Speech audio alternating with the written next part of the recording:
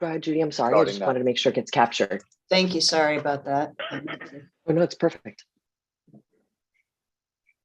Would you like me to call the roll? I'd like to call the meeting to order, and Maria, if you would call roll, please. Dan Bernal. Present. George Blumenthal. Here. Linda Boxer. Present. Elena Flowers. Present. Judy Gasson. Here. Steve Julesgaard. Here. Jim Kovach. Here. Linda Malkus. Adriana Padilla. Jonathan Thomas. Here. Art Torres. Here. Christina Vori. Here. And I believe Linda Malkus is just joining us. We have quorum. Great. So first of all, I'd like to thank you all for joining us today. We have 2 hours blocked out. As Maria just said, this is going to be a discussion today of the roles and responsibilities we'll be looking for in the next chair and vice chair of the ICOC. So the way the meeting is going to go is that James Harrison will present the results of the survey of the board members. And then we will have a discussion among this group about what you all think as members of the Governance Subcommittee are the most important attributes. We don't have a board meeting this month, and so we will have another subcommittee meeting before the next board meeting. And Christina and I and anyone else who's interested will endeavor to synthesize the results of today's discussion into a document that we can discuss further before presentation to the board. So if there are no questions, perhaps James could go ahead and present the results of the survey. Thanks, Judy. Good morning, everyone. Marianne, I think you are going to be sharing the screen. So as you will all recall, the Governance Subcommittee drafted and distributed a chair to members of the board and alternates in an effort to gather information about the board's views on both the qualifications for chair and vice chair, the preferred model, whether board members thought that the chair should function in a more of an operational role or more of an oversight role, and then the percent effort that they believed was necessary to carry out the duties both for chair and vice chair. Next slide, please.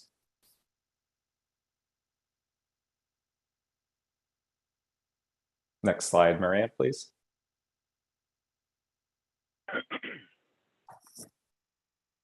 We'll try that again.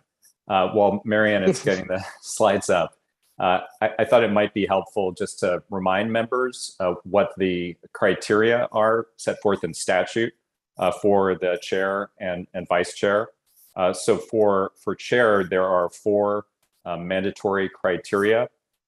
They include a history of successful advocacy for stem cell research or other vital research opportunities, experience with state and federal legislative processes, including approval of medical research funding or standards, qualification as a patient advocate eligible for board appointment, and that criteria refers to the patient advocate members of the board.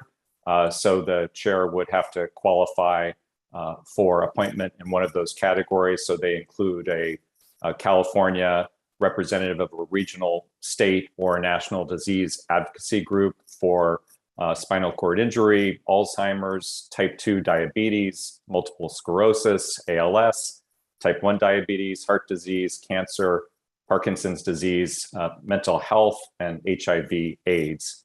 And then finally, the chair cannot be concurrently employed by or on leave from a research award recipient or applicant. Next slide, please.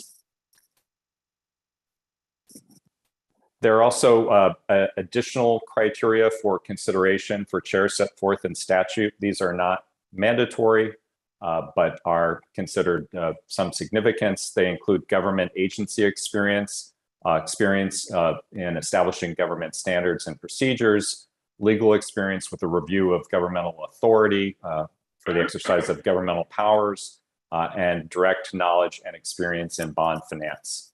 Next slide, please. So the criteria for the vice chair are very similar to that of the chair, with one exception. The mandatory criteria for vice chair do not include state and federal legislative process experience, but the other criteria are applicable for vice chair. And the statute contemplates that the constitutional officers in making nominations will attempt to balance the qualifications of the chair and vice chair to meet the agency's needs. Next slide, please. So as I mentioned, the Governance Subcommittee distributed a survey and ultimately received 27 survey results, which we've synthesized here. Next slide, please. So the first question asked about the model that members of the board preferred. As you will recall, the statute delegates some operational responsibilities to the chair, in addition to managing the board's agenda and providing oversight over the agency. The statutory duties include supervising CERM's annual report and public accountability requirements, managing and optimizing the bond finance program, interfacing with the legislature, Congress, and the public, and optimizing financial leverage opportunities. So those are the specific statutory roles. Of course, the degree to which the chair carries out those directly, as opposed to supervising and overseeing those functions, is really the crux of this question. So the models that we proposed to the board for consideration were a partnership model in which the chair, the vice chair, and the president each carry out their specified operational roles and responsibilities. And then the second option was the more traditional model, where the chair, on behalf of the board, provides leadership and oversight and delegates to the extent possible those operational responsibilities to CERM team members. So there was a fairly close split here among the respondents. As you'll see, 52% favored the partnership model, with 48% favoring the more traditional oversight role. This is consistent with the 2010 survey the board conducted when it asked the very same questions. In fact, it was 47.5% in that case that preferred the traditional role versus the partnership model. So the board has had a consistent and consistently split view on this question. Next slide, please. We also asked a question about the percent effort that members felt was warranted in light of the chair's responsibilities. And as you will see, 75% believe the chair should be at least 70% time. So there is definitely a concentration in the 70 to 100% time frame. Next slide, please. We asked the same question about the vice chair, and here too there was a concentration, although less so than with chair. 59% believe the vice chair should be somewhere between 50 and 80%. Next slide, please.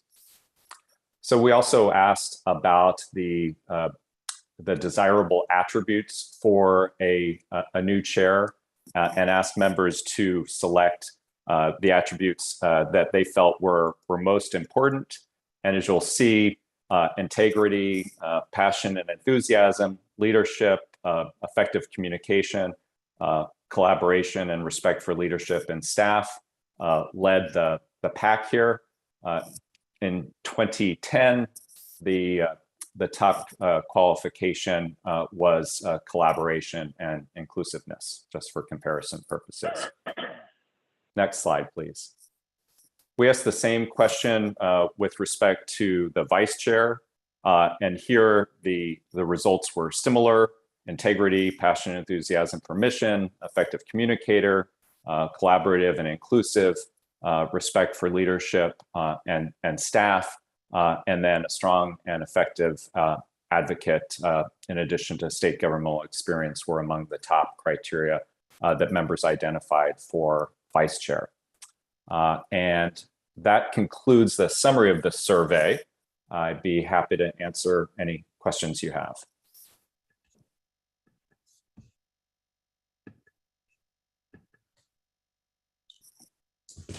Steve Julesgaard has his hand raised. So James, if I'm reading the initiative right, it's the constitutional officers who nominate individuals for the positions of chair and vice chair. That's correct. And so the question is you read out the mandatory requirements per statute.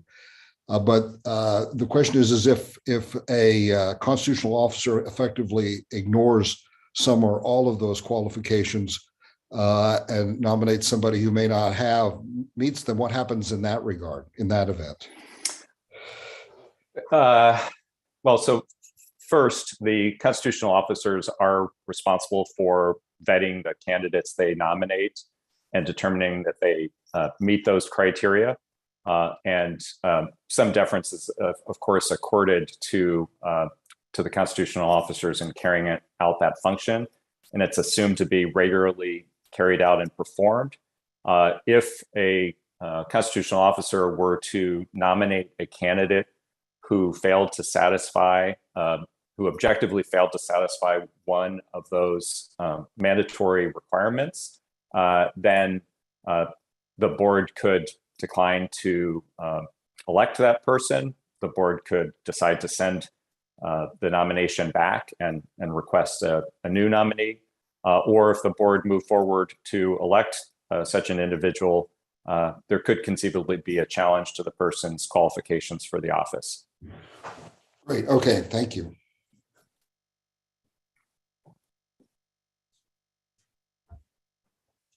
I don't see any other hands raised at this time. No. Okay, so why don't we discuss these in the order in which James presented them. And so the first question would be the partnership model versus the traditional oversight model. And it's interesting, in both 2010 and in this survey, the board members were fairly evenly split. So what is the sense of this subcommittee in terms of these two potential models? JT, I see your hand. So thank you, Judy. And James, thanks very much as always for putting all the material together. Very, very helpful and enlightening. On this question, it's interesting because without saying which way to go is better, the situation in 2010 and 2022 vis-a-vis the interaction of the chair and operations was very different. In the earlier days, the chair had considerably more to do with operational issues. And in 2022, that situation is substantially different. One of the things that I did was to really take away a lot of the operational elements of what the chair was involved in, and having the team run things for the most part.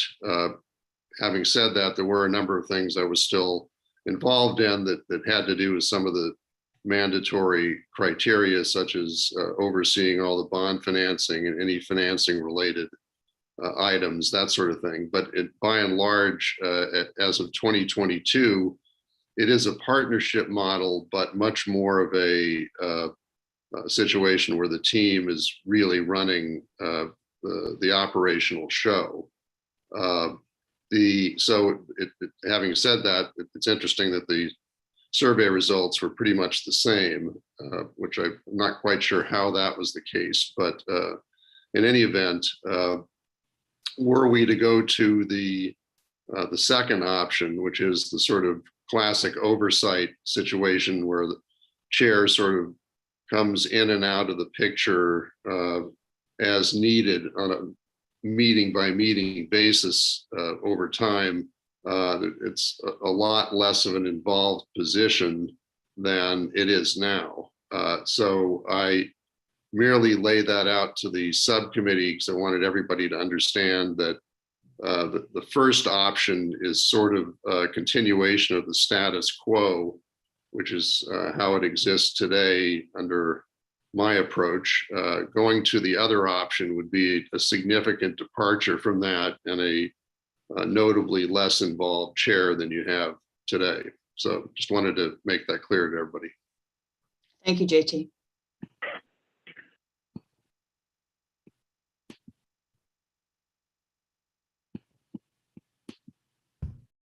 Other thoughts? Christina. Just have a quick question for James as it comes to the duties assigned to the chair and vice chair in the propositions. It does not speak to the fact whether it's oversight or operational activity that the chair or vice chair undertakes. The statute specifies that the chair is to carry out 5 discrete functions in addition to managing the board's agenda. They include supervising the annual report and public accountability requirements, which refer to compliance with the open meeting laws, conflict of interest laws, et cetera. Managing and optimizing the bond finance program. The chair is a member of the State Finance Committee, so I think that goes a bit hand in hand.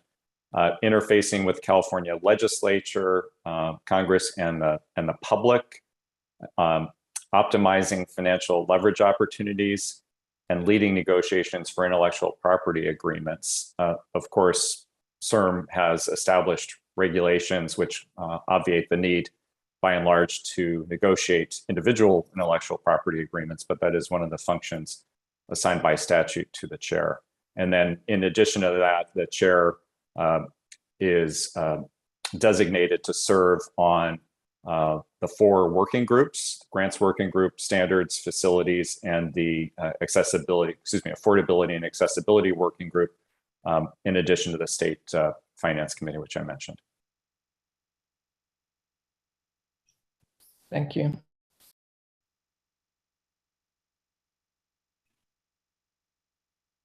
In a way, it is, it's about the chair and the vice chair, but it's in the larger sense about the role of the entire board in the organization, and the individual members of the board and the subcommittees and the entire structure of the ICOC.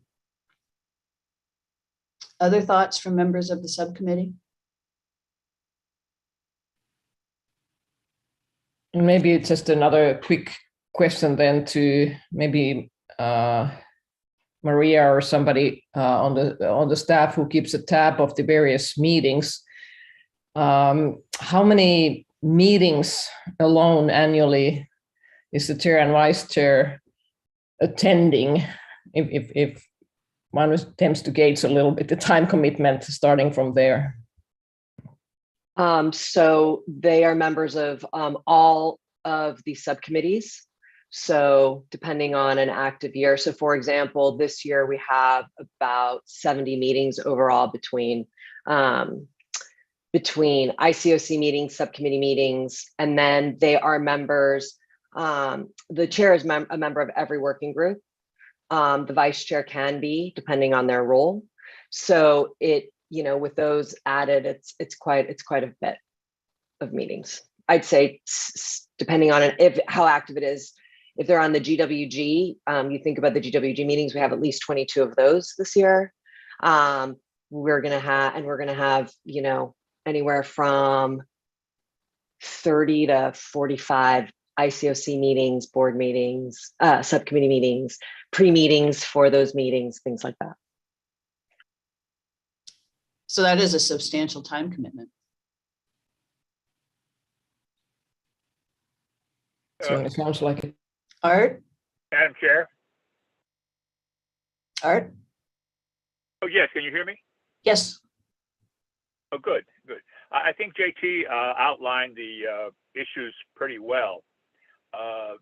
Having lived through Bob Klein and JT now, it's very clear that the nature of the responsibilities for the chair has changed in terms of a more oversight operational perspective. But clearly, his role with the Bond Finance Committee is still very, very an integral part of being the chair. What has also increased in my experience since I came on board in 2009 is the number of committee meetings that are taking place now. Because I think we have a much more energetic and robust board, there's really an activism that I have not seen, which I think is terrific, and the participation goes along with that. The workload has increased also in terms of the grants working group. Also, the nature of grants that are coming through for approval has also increased, and so therefore the participation of those of us that are on the grants working group, I represent cancer on the group as well as being the vice chair, has definitely increased in terms of not only participation levels, but also in terms of the actual content that we have to review. The ancillary portion, of course, is the work and the effort that it's taken. Many of us on the DEI issue, and how do we increase representation, and what factors do we take into account, and what meetings do we have to take those factors into account, has also taken up time. So that was not mentioned earlier, the DEI situation. In terms of participation by the chair, I don't know whether we consider reducing the salary based upon reduced responsibilities or activities. That's something that we still have to decide. And also in terms of the legislative outreach, I think that's been a dual role that JT and I have taken on, I more so, and that's been reduced as well because we've reduced the friction between us and the previous leadership team and the legislature, so that there's a much more amicable relationship and a much more awareness of what we do for the most part, and the fact that they agree with what we do, and that's starting with the governor on down, and also with the legislative leadership and individual members who chair policy committees that are relevant to our mission. I think all of those factors are important to take into account, but most importantly of all, from my perspective, is that the roles for the vice chair and chair have gradually been changing and evolving into different roles, and much more leadership has been taken over by the president and by the leadership team, like Gil Zambrano, like Maria Bonneville, like our general counsel, and now with Sean taking over the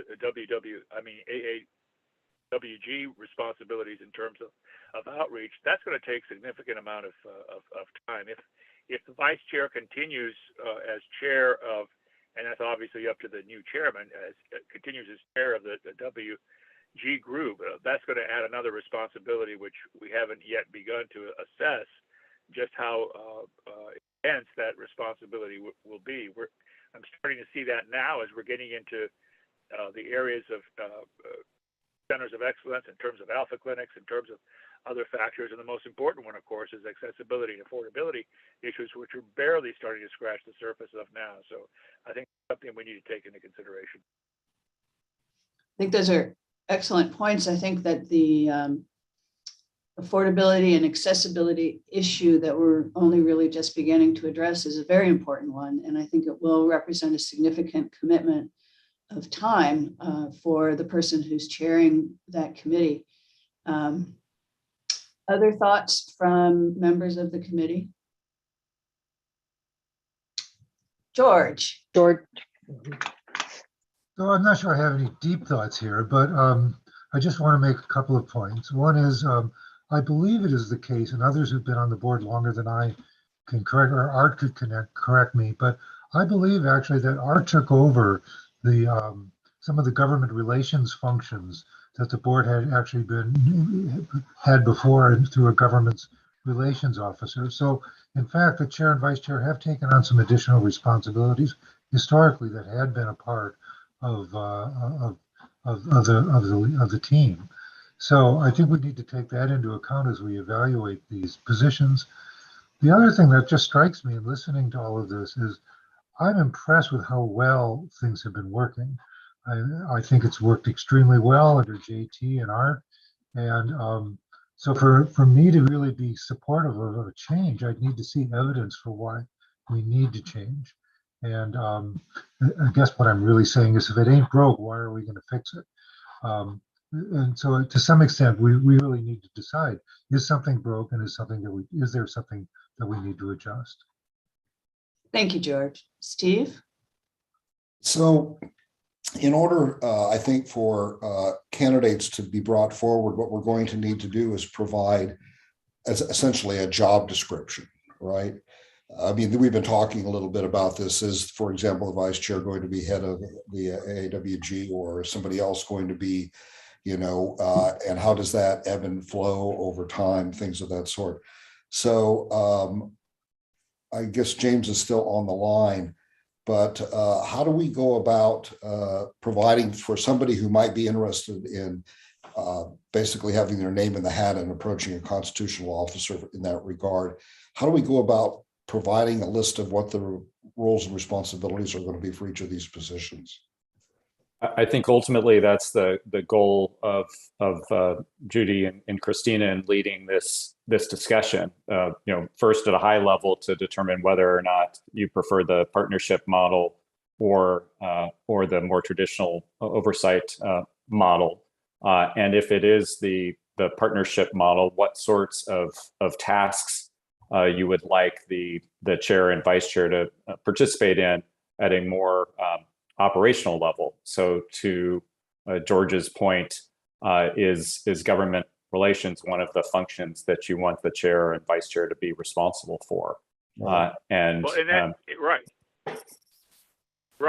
excuse me, and in respect to that point, James, that's what Maria does all the time Maria Bonneville, when there's a vacancy, she provides a very detailed report to the appointing constitutional officer as to what are the credentials that are needed for the vacancy that's been created. Like she just did that with Dave Martin to the treasurer's office. So I think that's as Steve indicated, that's an important element of providing the information to those constitutional officers. The other is that of the four constitutional officers, yes, probably in order of understanding us, Gavin and Eleni, the lieutenant governor, come pretty close to knowing most of what we do. Eleni, because she was so much a part of both campaigns on Proposition 71 and Proposition 14, she really put her commitment, financial and otherwise, into those two campaigns, because she understands what we do and knows what we do. So I know she will be looking for those credentials, but also looking for candidates. Gavin is the same. I mean, he was there at the beginning. He's followed us. I've kept him on touch almost monthly in respect to what we're doing, and he's especially excited about the affordability and accessibility aspect of the working group. Of course, Betty E. as a controller understands the fiscal nature of who we are. Fiona is much more newer to the scene, the treasurer, and so we have to bring her up to date. But for the most part, going to Steve's point about how do we communicate what we need in terms of candidates, I think they pretty much get it, and just giving them an outline of what their credentials are, they'll follow them pretty carefully.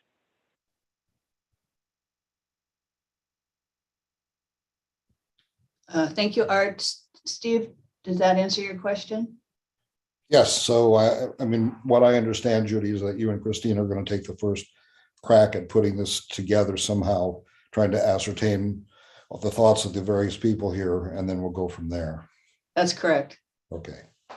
Christina? Right. So just to comment, I understood also Steve had sort of another question in a way, that what if there is a person somewhere in the state of California who might be interested in these positions, but does not exactly know what they entail? Is there a typical job description available somewhere that they can take a look at and think whether this is something that they would be qualified for and interested in? So is there sort of a process of communicating about these positions to the wider audience? No, that's a very good point. I think the ultimate goal would be to, as Christina and Judy said, to synthesize what the governance subcommittee views are the most important attributes for candidates for chair and vice chair, and what their roles and responsibilities are, what the percent effort is, and what the range of compensation would be. And all of that material would be compiled into a summary that would be provided to the constitutional officers and made available to the public, so that folks who are interested in the position could take a closer look at both what's required and then what the responsibilities are, and what the expectations are in terms of time commitment and compensation. And I think we're going to rely heavily on the board members to get in touch with their networks and to let it be known broadly that these positions are open, and we are looking for nominees to forward on to the constitutional officers and to participate very actively in this process.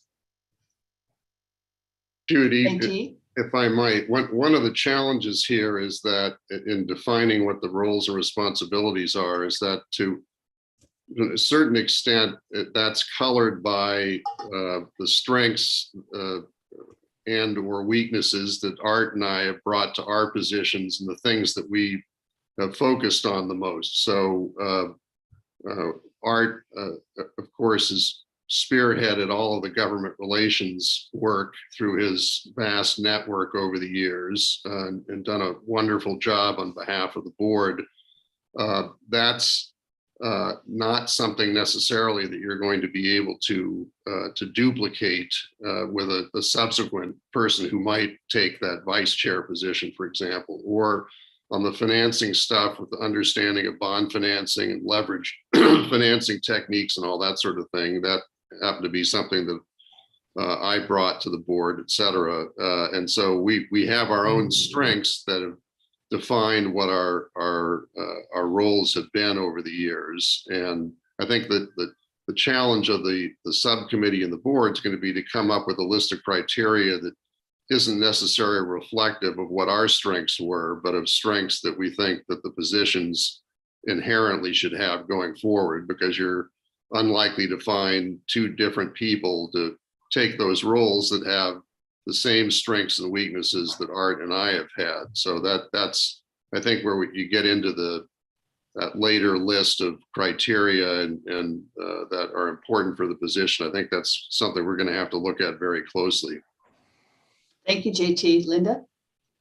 Yeah, actually, hearing from JT and Art is very helpful, and maybe this question just sort of gets the answer to this question just sort of gets worked out. But in the partnership model, I understand sort of the balancing of the different skill sets, experience that the two bring. Sorry, but how has it worked out as perhaps requirements change over time, or there are new activities that need to be taken on?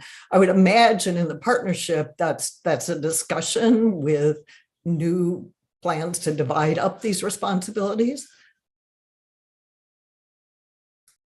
Well, if I can speak to that. So yes, as new things arise, there is a discussion, and a perfect example is the AAWG, which was mandated by Prop 14. And I asked Art to chair that working group because, not because he was vice chair, but because he has skill sets that were ideal to be running that particular working group effort.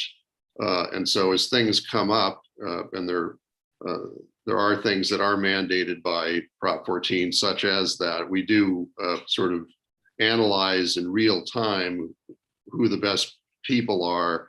That also goes, by the way, remember, there are also 5 board members who are part of the AAWG. And so we had to have an internal thought process as to who the best people from the board to be on that working group, who they would be, and we made the appointments accordingly. So yes, as the answer is, we do deal with these things immediately as they come up, and assess what the best possible way to proceed would be.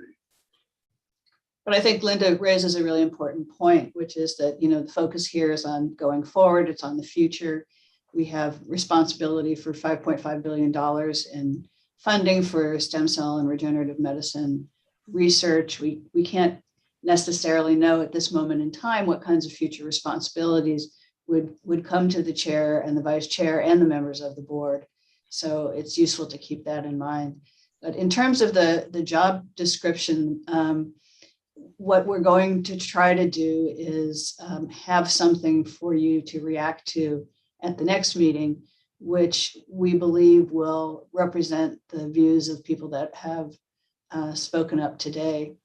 Are there members of the subcommittee that want to argue strongly for the traditional oversight role as opposed to the current role of a partnership where responsibilities are shared between the board and the CEO and the leadership team?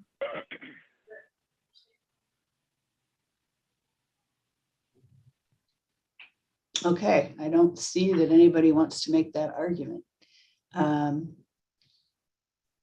So my sense is that we feel like it's working well the way it is now, and that we should continue on. And the next thing that we should describe is the percent effort. Thank you again, James, for all of your work collating those data. And the majority came out between 70 and 100%.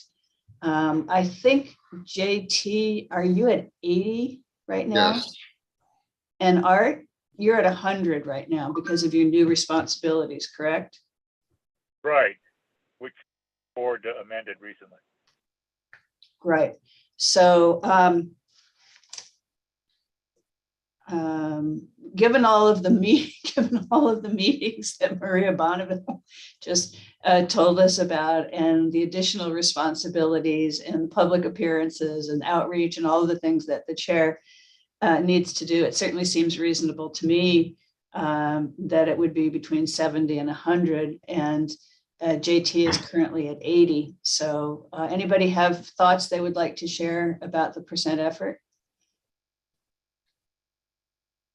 Well, I think we just need to keep in mind that both the chair and vice chair responsibilities in terms of outward advocacy are going to evolve and change because of the nature of the working group that requires us, and rightly so, to reach out to patient advocate organizations in assessing their affordability and accessibility outreach. And I think that's going to increase the amount of time commitment to meetings outside the office in respect to that outreach. We'll have staff to do that nonetheless, but I think it's important for the chair and the vice chair in terms of getting out there and lending their credibility to those advocacy groups. They are part and parcel of the process.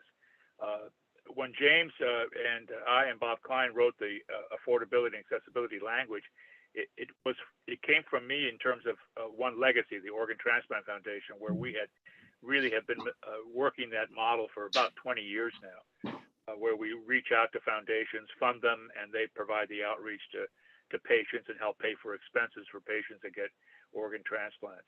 We also have an opportunity, I think, to look at just where we need to go from here in terms of the responsibilities of whoever assumes that chairmanship. It could be the new vice chair that we decide, or the new chair decides that ought to continue in that vein, or it can be someone else.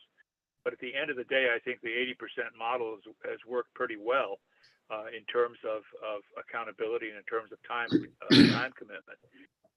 But that's going to change and evolve as we move forward, as the chair and vice chair roles have changed and evolved since I came on board. We're flexible enough and we're nimble enough that we can meet those challenges. Good points, all, Art. Steve? So the determination of the percentage of time seems to me a derivative of the job description. And more importantly for the vice chair than perhaps for the chair. If the job description for the chair is essentially the one that exists for JT currently, then I would say 80%, which is the amount of time that we have for JT would, seems a reasonable outcome. Art fills one function right now that it's not clear to me that would continue with the vice chair, that's government relations. So we need to make a decision on job description, because if it's not in there, then that takes away some of the things that he's been doing and diminishes or decreases the amount of time. And then the other thing is the AAWG. Again, he's taken on the chairmanship of that, but are we going to continue that or not? So for me, the vice chair is really a bit up in the air as to the time commitment, because it depends on the job description that we derive for that. So, maybe we can sort out at this point the chairman's percentage of time, but I'm not sure we're quite there yet for the vice chair. Well, unless we mandate it through our own language that the vice chair continues as chair of the WG group, as well as taking responsibility for government relations, and that might be an appropriate step to take. I don't know. Yeah, no, you're right, but I think we have to come to that decision, which we haven't come to yet. And so that's going to be dependent upon what Judy and Christina decide to put on for us to consider, and then debate, and then decide. Yeah, that's my only recommendation. Thank you. JT, you have your hand raised. Yes, I want to echo what Steve said. I think for the chair position, I think the 80% figure has worked well over my years in the position, and I would recommend continuing along with that number. Okay, that's good. That's helpful. Thank you.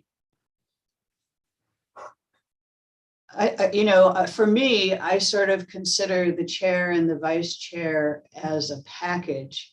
And in some ways, when the nominees come to us, which they eventually will from the constitutional officers, I think we're going to have to weigh the relative strengths and of each of the candidates for chair and vice chair, and hopefully come up with two people who are able to meet all of the requirements. Are there members of this committee who want to consider mandating that the vice chair chair the AAWG and or be the person who's responsible for government relations? I would. That would be my recommendation, at least initially, because it's gonna require work, and that gives a little more meat to the role as we see it in the future. Okay. Other thoughts about this? Steve? Well, I think it narrows the funnel considerably if you add those two components to the job description, because somebody who has, both the knowledge of working with the California legislature and with the administration on the one hand, and knowing something about access and affordability issues on the other. To successfully lead that committee, I think you have to be steeped in some knowledge of that area. And so you're now, layering on some very specific, requirements that I think may limit the number of candidates. So I'd at least like to think about that a little bit as to whether, we do that or not, simply because my concern is that we might have trouble really finding somebody, who otherwise would be a really, really good candidate, but might not have government relations abilities on the one hand, or access and affordability on the other. Anyway, those are my thoughts.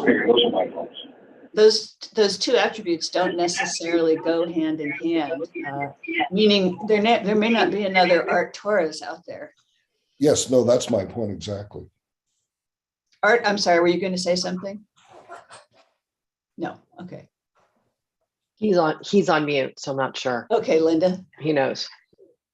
I guess I agree with Steve. I think that might be really narrowing the candidate pool. And I wonder if there is some kind of compromise where we could talk about desired experience and qualifications that might lead to the appropriate person for one or both of those positions, rather than saying that they have to have it. Yep. I know that James needs to go shortly. So does anybody have any other questions for James?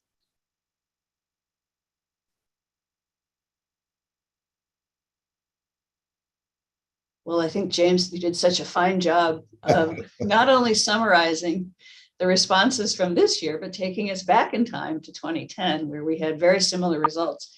And I've looked at those results, and you're right, they're almost exactly the same. So thank you very much, James. Can I just ask before James leaves? Yes, James a quick by all question? means. So James, who is eligible under the statute to chair the AAWG? So any member of the AAWG can be appointed as chair. It is important to note that the chair and vice chair of the ICOC are both designated members of the AAWG, but they don't necessarily have to serve as chair. So It's any any of the, board, any of the, it's any board member. It's any board member that's on the AAWG, not any member of the AAWG, is my recollection as to how the bylaws came through. So okay. one of the board members that sits on the AAWG, it does not have to be chair or vice chair. Okay. Thank you.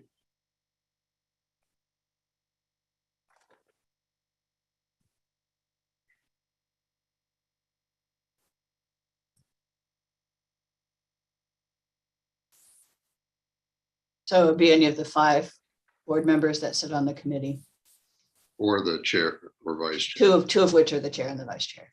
Well, there's 7. Committee. There's Oh, 7. 7. Okay, There's it's 2 7. plus 5. Okay, so there's 7 Yes. board members. Yeah. Okay, thank you very much for that.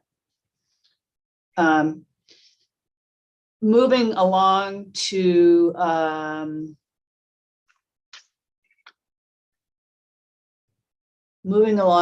the list of attributes that were identified. They seem to be fairly obvious things in terms of honest and ethical and a good communicator and a strong leader and respectful and inclusive and all of those good things. Does anyone have any additional attributes? Because Christina and I can go down that list and synthesize a nice summary of attributes that we're looking for in addition to what's mandated in the proposition. Does anybody want to add anything to that list or to help us flesh that out a bit more, JT? So one of the issues in looking at that survey, it'd be nice to put that back up, and if possible. I think Marianne can do that for us. Yeah, so if you could increase the font size just a little bit, Marianne, that'd be helpful.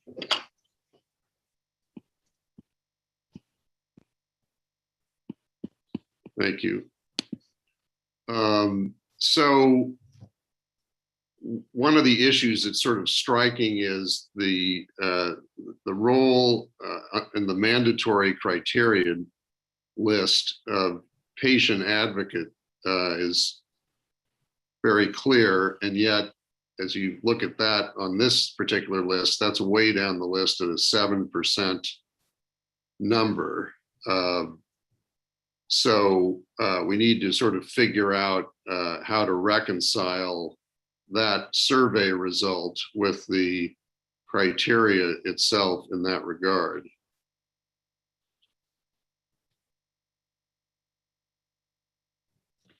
Higher up is a strong and effective advocate, and I guess that could mean patient advocate, or it could mean advocate for the organization or the science or the work, or it's not really totally clear. I think I'm assuming that it means for the organization.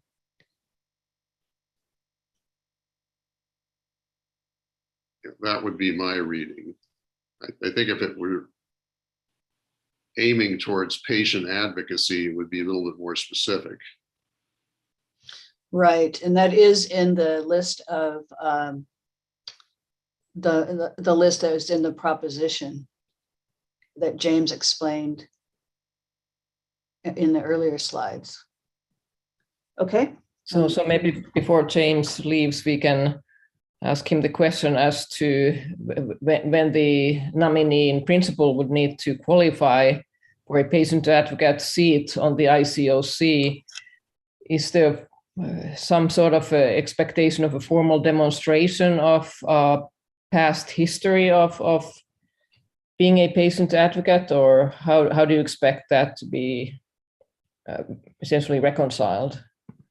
I think for the most part, the criteria has been satisfied through demonstration of an affiliation with a patient advocacy organization. I don't think it's a particularly high bar to satisfy.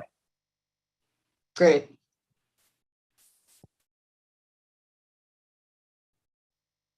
Okay, looking at the other attributes that were ranked lower.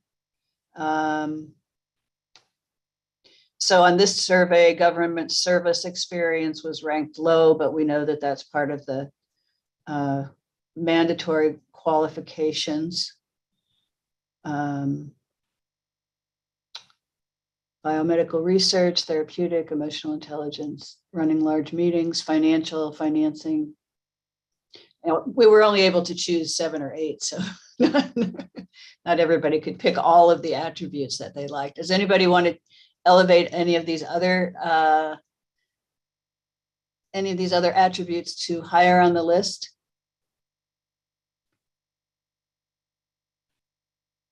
Okay, I don't see any hands raised.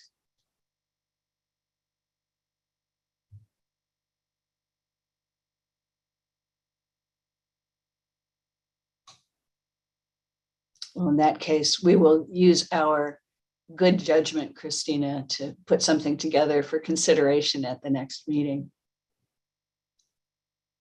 Is there, let's see, we can go to the next one, which is vice chair, but it's very similar to this one.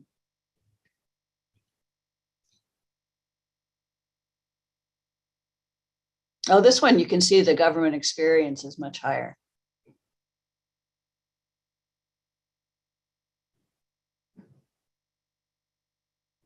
Steve has his hand raised. Oh, I'm sorry, Steve, please. Oh, you're on mute, Steve. This is a question for James, and it relates back to the question I asked earlier. So when a constitutional officer nominates somebody for a position, I take it that the presumption is the constitutional officer has reviewed the requirements under the statute and has determined in their own mind that this candidate meets those requirements. Is that fair? So we're not going to second guess, for example, the patient advocacy experience of a nominee. We're going to expect that the constitutional officer will have done their job. That's correct. Okay, good. Thanks.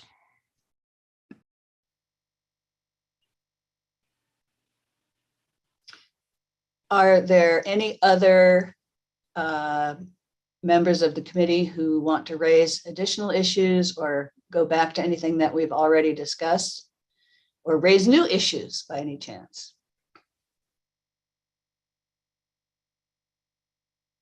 I'm not seeing any hands. We are not going to. Oh, Christina, please. Maybe just a quick comment to echo what I think George said some time ago, that I think the survey probably demonstrates that at least ICOC members are comfortable and view positively how the operations and organization, both the ICOC and CERM, are currently being handled. So that's I think kudos to JT and Art and Maria, that things seem to be working quite well, and hence the approach is not to break anything that seems to be working. Would make just one comment that if we indeed start dramatically changing maybe the roles of the chair and vice chair, probably need to keep in mind that the current operations of CERM in and of itself, in my mind, certainly are functioning very well with the current model. So if we change chair and vice chair, we probably would need to think about the impact on the CERM as an organization and think whether we really want to start breaking that facet. So sort of just a comment to echo what George said earlier, that I think is reflective of this survey. Thank you, Christina and George. Yes. Any other comments? Looking for hands that are raised. Maria Bonneville, are we, since we're not voting on anything, are we going to see if there are questions from the public? Yes, we do ask for public comment, and I do have one public comment that came through via email that I'm happy to share now. Okay, Thank you. It's from David Jensen. Does the governance committee envision a role for the new chair in creating a path towards the sustainability of CERN when the bond funds run out in about 10 years or so? Excellent question.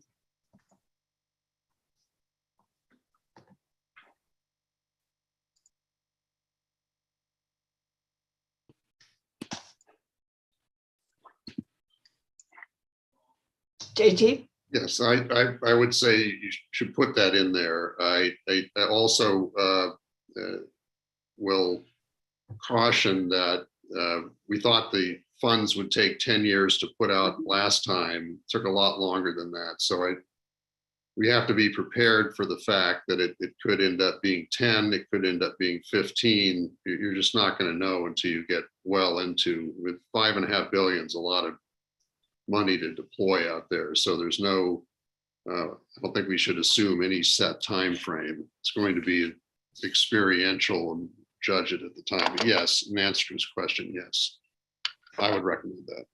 I think for any organization, the issue of sustainability should always be top of mind. So that's a good comment. Are there any hands raised, Maria? No, there are not. That was the only public comment that we have. Okay. All right. So any final concluding thoughts? I think we're going to give you everyone. Yes. I'm so sorry. There is one more. Oh, okay, good. I need to find it very quickly. I was just informed about it, and I believe it came through earlier. So just 1 second. Yeah, no problem. Maria. So I can find it. Okay. Here we go. This is from Don Reed. For our new chair and vice chair, I hope, first of all, that we get people half as hardworking and dedicated as our current leaders. We need someone with the utter charm of Senator Torres, the ability to reach across the aisle of the late lamented Dwayne Roth, the warmth and friendliness of Jonathan Thomas, and the unconquerable spirit and genius of Bob Klein. That is not too much to ask for, surely. Oh, it would be also helpful if they do not require sleep. As a patient advocate, it has been a joy watching our CERN leadership battle through the various problems and crises that have confronted them and our beloved staff. I hope your choice will have the ability to speak people talk, translating the scientists' gigantic words into language the rest of us can follow. It is hard to support what we do not understand. We need someone who can share enthusiasm because there's so much joy in the discoveries before you. It will, of course, be difficult, as almost every disease CERN takes on is one that has been declared chronic, incurable. But you will be helping to redefine what is possible, and the world will benefit. Our new leaders' efforts will be valuable not only for carrying on and expanding the work already begun, but also to recognize the new and exciting discoveries ahead. I am sure I speak for every advocate in the world when I express pride in CERN's accomplishments already and confidence in what is to come. When you as a board make the great decision, know that you have our support. Thank you, Don Reed. Wow. Beautifully said. Really beautifully said.